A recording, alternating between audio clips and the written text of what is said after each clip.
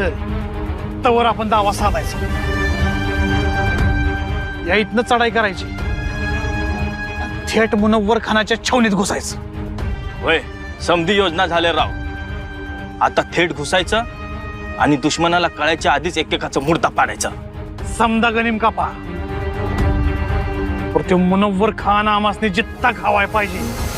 त्यात काय राव, अहो पकडू की त्याला.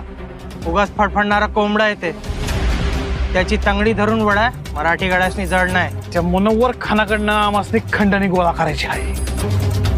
अरे गोरगरिबांचं गळ चिरून त्यानं या दौलतीच्या राशी उभ्या केल्या आहेत.